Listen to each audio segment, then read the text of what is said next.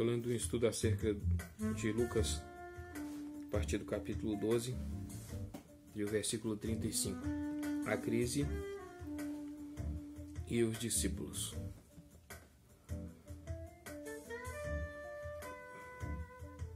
Capítulo 12, 35 a 48.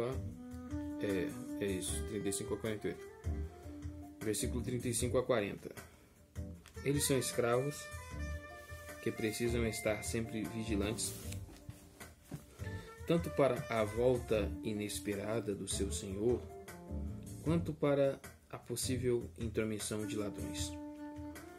Não há paralelo exato em Mateus, embora a parábola das 10 virgens em Mateus 25, 13 desenvolva um tema semelhante.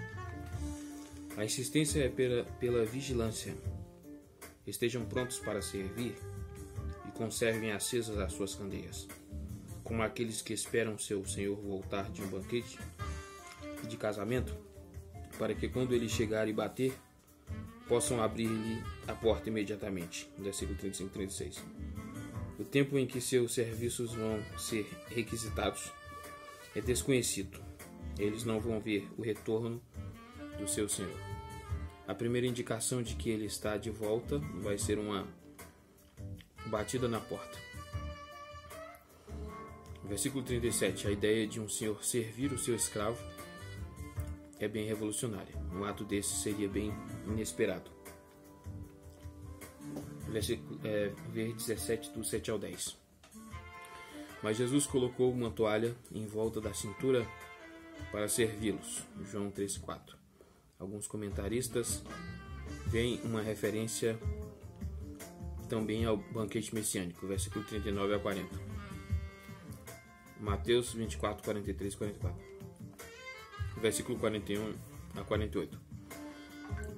Esses servos, além disso, têm cada um a sua tarefa designada a cumprir. Confira Mateus 24, 45 a 51. O versículo 41 não está no paralelo de Mateus, que no mais é muito semelhante à pergunta de Pedro se Jesus estava falando à multidão ou aos discípulos. Leva ênfase especial na ideia de que o privilégio superior traz consigo responsabilidade maior. Os versículos 47 e 48 fazem uma clara distinção entre a insensatez e a rebeldia. O servo que sabe o que se espera dele e não o faz vai ser punido muito mais severamente do que o que é simplesmente descuidado de forma geral. São os 12 que Jesus tem instruído cuidadosamente desde o chamado deles e que, por isso, deveriam saber a sua vontade. A lição da parábola do administrador fiel e sensato é a seguinte: a quem muito foi dado, muito será exigido. A quem muito foi confiado, muito mais será pedido. A crise e o nosso Senhor. 12, 49 a 53. Nesses poucos versículos de profundas verdades espirituais, o evangelista mostra que a agonia no Getsemane era somente o clímax de uma longa experiência de encarar as coisas tenebrosas que ainda estavam adiante dele. João 12, 27. Versículo 50. O batismo mencionado aqui é sem dúvida aquele que João e Tiago tão prontamente se declararam capazes de compartilhar. Marcos 10, 38 e 39. Versículo 51 a 53. O trecho trata dos efeitos decisivos da contenda de Cristo dentro da família, dos mal-entendidos e da alienação dos mais próximos e mais queridos que ele mesmo tinha sofrido. Em primeiro lugar, tendo tudo isso sido predito no Antigo Testamento, Miqueias 7:6. Letra C, a crise e Israel, 12 do 54 ao 59. Os versículos 54 e 56 não têm paralelo em Mateus. George Adam Smith comenta acerca da exatidão geográfica do dito nos versículos 54 e 55. O estudo do clima é de importância fundamental ao agricultor que quer estar preparado para o que vier, porque não mostra essa mesma perspicácia em termos espirituais, versículos 53 e 56, hipócritas. O nome usado para os fariseus em Lucas, somente aqui em 13:15, mais ao menos 12 vezes em Mateus. O hipócrita é originariamente um ator de teatro, alguém fazendo de conta que é o que na realidade não é. No início, a palavra não tinha conotação pejorativa alguma no grego, embora já o tivesse passado a ter na Septuaginta. Acerca do significado da palavra, William Barclay, a New Testament Word Book, 1955, página 56. Acerca dos fariseus, vê o verbete fariseus, de H.L. Ellison, no NBD. Versículo 57 e 59, a parábola do processo judicial. Em Mateus 5:25, essa parábola está no Sermão do Monte. Vê comentário Adlock. 2. O ministério na Pérea, 13:1 a 17:10. Esse título, dado comumente a essa seção do Evangelho, é usado aqui por conveniência. Ele pressupõe que a viagem para Jerusalém tomou um caminho mais longo, a leste do Jordão, supostamente para evitar a má vontade dos samaritanos. Marcos 10:1 diz que Jesus saiu dali e foi para a região da Judéia e para o outro lado do Jordão, e tem sido sugerido que Lucas está dando os detalhes aqui para preencher o resumo. Essa leitura das indicações geográficas, no entanto, de forma alguma é universalmente aceita. N.B. Stonehouse, página 116 a 117.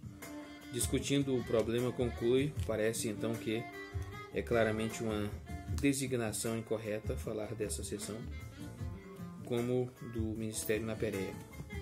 Ele diz que 17:11 indica que o Nosso Senhor ainda está somente tão distante quanto a divisa de Samaria com a Judéia, de modo que a maioria dos eventos de 13:1 a 17:10 precisa ser localizada na Galileia. Mas não importa a localização, a face do Nosso Senhor está sempre voltada para Jerusalém. 13:22 e 23. Letra A, advertências. 13:1 ao 5. Jesus toma dois itens de interesse do momento para apontar para o princípio da necessidade urgente de arrependimento. Versículo 1 a 3. Jesus recebe a notícia de um grupo de peregrinos galileus que vieram a Jerusalém para uma das festas e que havia se rebelado contra o procurador romano Pôncio Pilatos. Ele ordenou a sua execução e o sangue deles escorreu junto com o dos seus animais de sacrifício. Os seus ouvintes parecem ter considerado isso evidência da maldade excepcional desses homens, sobre quem Deus permitiu que caísse tal catástrofe, como também fizeram os amigos de Jó e até os discípulos. João 9:2. Mas Jesus não concorda com esse ponto de vista. Ele nem mesmo condena a ação de Pilatos, mas adverte seu público da sua própria necessidade de arrependimento. Acha, e aqui põe uma mais: se não se arrependerem, todos vocês também perecerão. Versículo 3. T.W. Menza acha que os mensageiros trouxeram a notícia na esperança de induzir Jesus a fazer um comentário imprudente acerca de Pilatos. Plumer, página 1338, não concorda com isso. Versículo 4 e 5, uma segunda catástrofe é mencionada, o desmoronamento da torre de Siloé, desconhecido como um incidente anterior, fora desse trecho.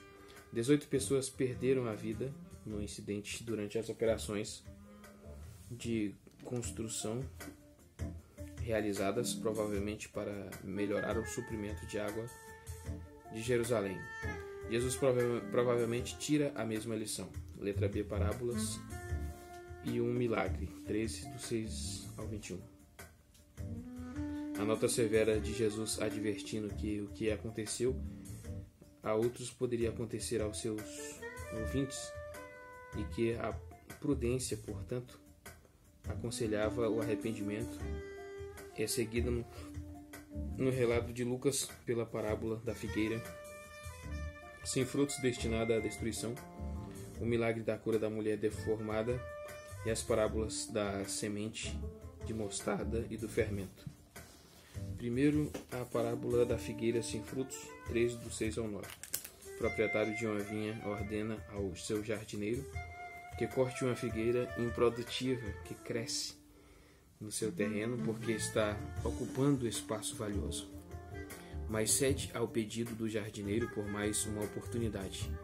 Essa parábola não ocorre em Mateus nem em Marcos, e visto que Lucas não menciona a figueira que seca, Mateus 21, 19 e 22, Marcos 11, 12 a 14 e 20 a 22, muitos afirmam que a parábola de Lucas é uma forma mitigada do ato, e outros que é a base da história da maldição da figueira em Marcos. Isso não é mais do que uma conjectura, diz Balmifort, página 225, Plumer, página 339. Diz que a sugestão é arbitrária. Em todo caso, os dois trechos são totalmente diferentes na sua ênfase. A parábola de Lucas, seguindo o ensino acerca dos desastres, põe o destaque no arrependimento, os outros dois sinóticos na inevitabilidade do juízo.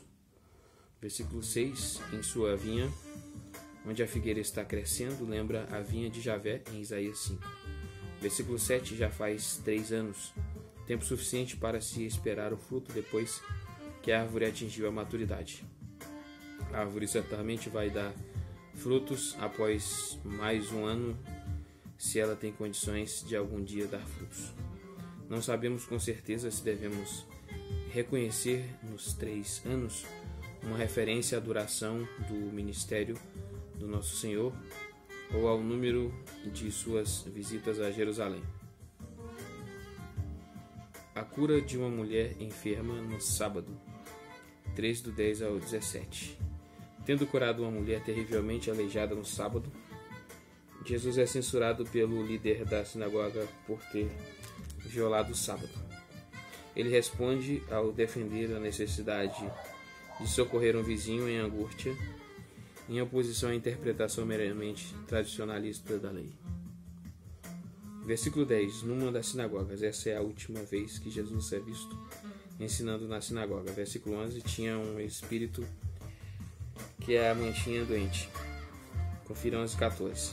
Em que um demônio mudo significa um demônio que causa a mudez. Versículo 13. Essa é a única expulsão de demônios nos evangelhos, acompanhada de imposição de mãos.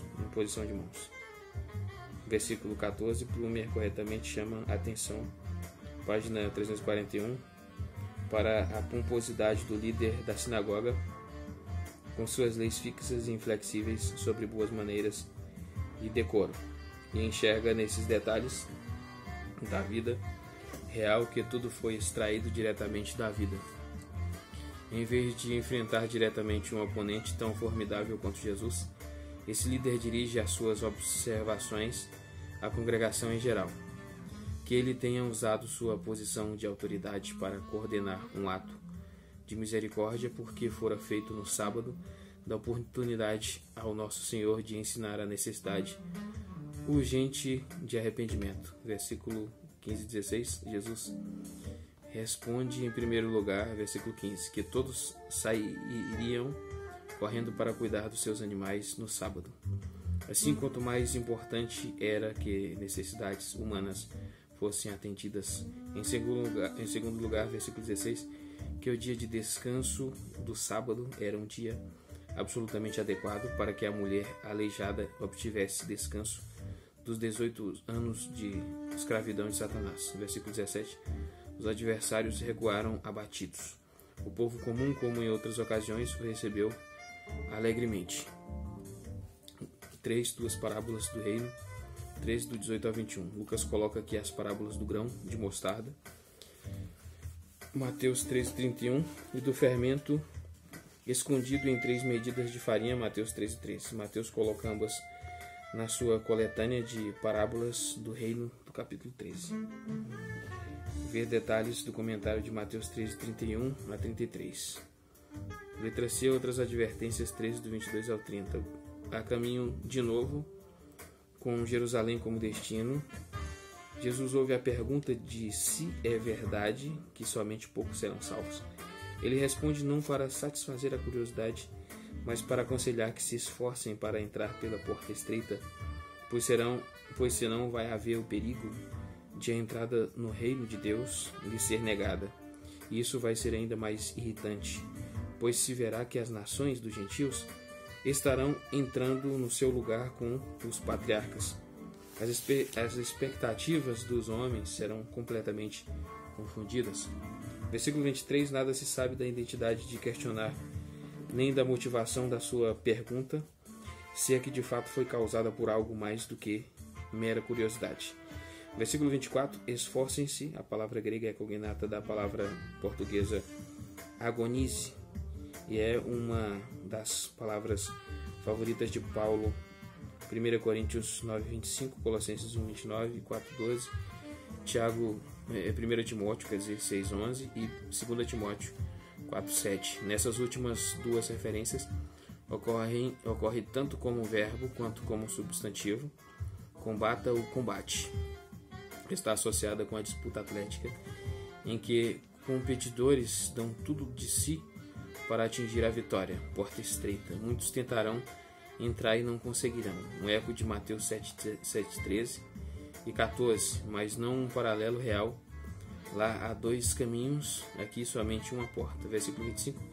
O fato de o dono da casa negar a entrada daqueles que ele diz não conhecer lembra a parábola das virgens em Mateus 25:10.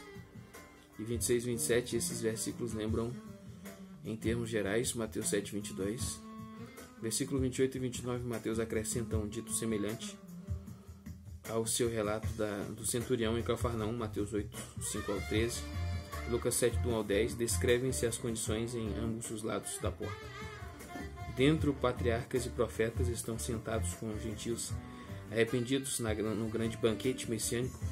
Fora, há desespero daqueles que tentaram depender de favoritismo. Abraão é nosso pai, Lucas 3:8, e não do arrependimento para a salvação. O castigo deles é pior por perceberem o que poderia ter sido. Versículo 30, um breve resumo da sessão. O último dia vai revelar muitas inversões de valores humanos. Letra D, a mensagem a Herodes e o lamento sobre Jerusalém, 3 do 31 ao 35. O avanço do Nosso Senhor para Jerusalém é interrompido por uma mensagem trazida por emissários dos fariseus, que vieram da parte de Herodes, sugerindo que ele deveria fugir para evitar a morte que Herodes estava planejando para ele. Ele responde que não está preocupado com os planos de Herodes, mas com o caminho estabelecido para ele em direção a Jerusalém. Completamente consciente do que espera por ele quando chegar à cidade, sua preocupação é com ela e não consigo mesmo. O Herodes mencionado é Herodes Antipas, tetrarca da Galileia, filho de Herodes o Grande. Ele é o Herodes do julgamento do Nosso Senhor. Não sabemos se Lucas entende a advertência dos fariseus como um gesto amigável. Então, quando ele fala aqui que ele é o tetrarca, né, ele dá a referência aqui. Confira 3:1-19. É 3:1 e 19. E 9:7 também. Filho de Herodes o Grande, ele é Herodes do julgamento do Nosso Senhor. A referência é 23, do 7 ao 12. Não sabemos se Lucas entende a advertência dos fariseus como gesto amigável ou é corretamente interpretado por N.B. Stonehouse, quando sugere que eles estavam praticamente associados a Herodes no desejo de que Jesus fosse morto. The Witness of Luke to Christ, página 120. Versículo 32. Jesus responde primeiro que ele vai quando for conveniente a ele e não a Herodes. E em segundo lugar, que a palavra de Herodes não é confiável. Ele é desprezível e desonesto. E não é grande nem direito. Versículo 33. Jesus sabe que vai morrer, mas vai morrer no lugar designado em Jerusalém. e no tempo designado, não hoje nem amanhã, mas no terceiro dia. Isso evidentemente não é uma indicação literal do tempo, mas visto que o período é medido em termos de dias, Jesus parece estar indicando que a consumação não está distante. Stonehouse, página 122, versículo 34 e 35. Mateus coloca o lamento após o domingo de Ramos. Jesus já está em Jerusalém, 23 a 27. Ao matá-lo, Jerusalém está vivendo a altura da sua antiga fama de assassina de profetas. Jeremias 26, do 20 ao 23. Lucas 20, do 10 ao 12 e Atos 7, 52. Jerusalém, Jerusalém, o duplo vocativo é um sinal de afeição e preocupação. Como a galinha reúne os seus pintinhos, uma figura familiar do Antigo Testamento, Deuteronômio 32:11, Salmos 17:8, versículo 35. O destino inevitável dos caminhos que Jerusalém escolheu vai ser a ruína completa. Quando eles dirão bendito o que vem em nome do Senhor, enxergar no domingo de Ramos o seu cumprimento é algo muito limitado. É antes sempre que, em todos os tempos, um judeu se arrepende e se converte. E especialmente talvez se refira ao bem-vindo que os judeus vão lhe oferecer na sua segunda vinda. Letra E, jantar com o fariseu, 14 do 1 ao 24. Ainda a caminho, Jesus aceitou o convite para uma refeição na casa de um fariseu no sábado, depois de obter a reprovação do seu anfitrião ao curar um homem que sofria de hidropisia no dia de descanso. Ele fala dos princípios da verdadeira hospitalidade e cortesia. Seu discurso inclui as parábolas da escolha dos lugares à mesa e do grande banquete. Primeiro homem com hidropisia, 14 do 1 ao 6. Esse é o último dos 5 milagres de misericórdia no sábado, registrados nos sinódicos. Lucas registra todos: 4:31, 4:38, 6:6, 3:14 e o incidente presente. João acrescenta mais 2, 5:10 e 9:14. Versículo 1. Jesus já havia aceitado convites de fariseus anteriormente, mesmo que eles constantemente se empenhassem em causar uma controvérsia com ele. Aliás, nunca ouvimos que Jesus tenha recusado um convite desses. Observaram-no atentamente. Esse convite parece ter tido a sua motivação inconfessa. Versículo 2.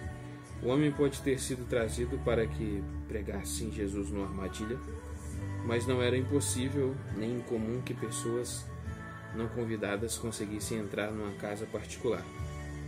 Aliás, a expressão "e o mandou embora", do versículo 4, antes sugere que ele veio para ser curado e não como convidado.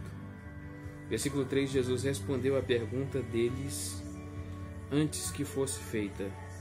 Versículo 5, se um de vocês tiver um filho ou um boi, no lugar da palavra filho, outras autoridades antigas trazem um jumento.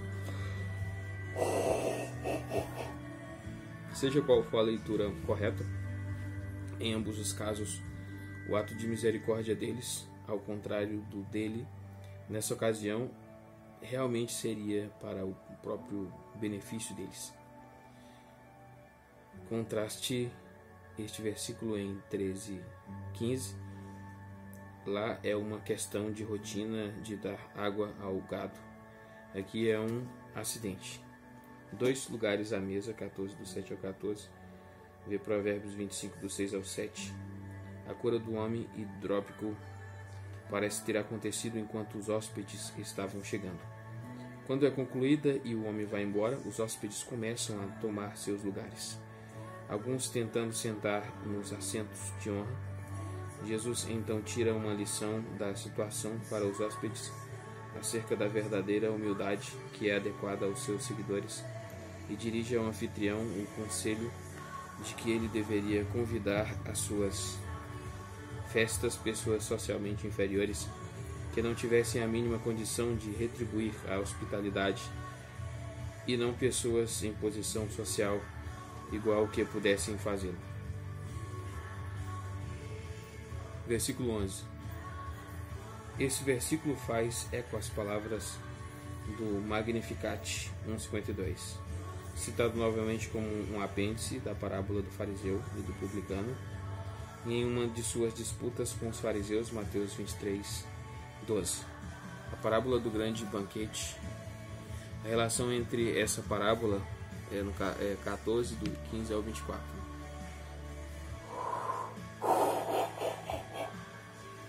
A relação entre essa parábola e a do casamento do filho do rei, Mateus 22, do 1 ao 10, é tópico de perene discussão. As semelhanças são suficientemente marcantes para evocar comparações. As diferenças suficientemente grandes para deixar claro que as duas parábolas são totalmente distintas. Os seus contextos são totalmente diferentes. A história de Lucas é evocada pelo comentário de um dos hóspedes. Feliz será aquele que comer no banquete do reino de Deus. Versículo 15, o texto em Mateus segue a parábola da vinha e está no contexto da controvérsia com os fariseus. Em Lucas, certo homem estava preparando um grande banquete. Versículo 16. Em Mateus, um rei envia convites para o banquete de casamento de seu filho. Os convidados na parábola de Lucas simplesmente desprezam o convite. Versículo 18 a 20. Na de Mateus, eles ridicularizam o convite e maltratam servos. Em ambas as parábolas, os convites são feitos e dirigidos a marginalizados e aflitos.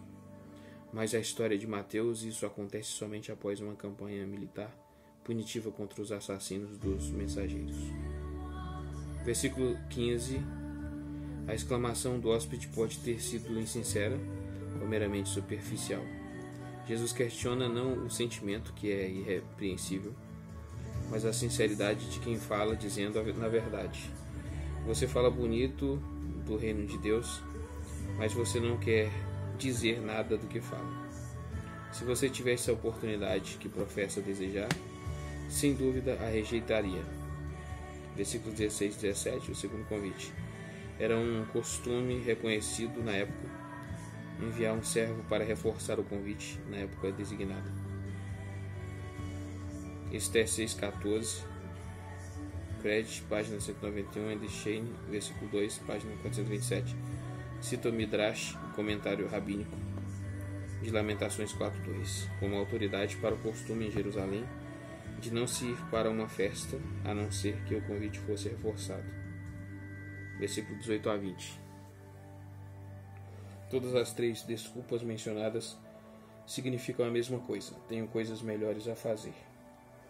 A descortesia e a inadmissibilidade das desculpas estão no fato de que esses homens devem ter tido esses planos em mente, no mínimo, já quando receberam o convite pela primeira vez, que então não deveriam ter aceito. O casamento de um homem, é verdade, autorizava-o a tirar um ano de descanso de atividades sociais militares.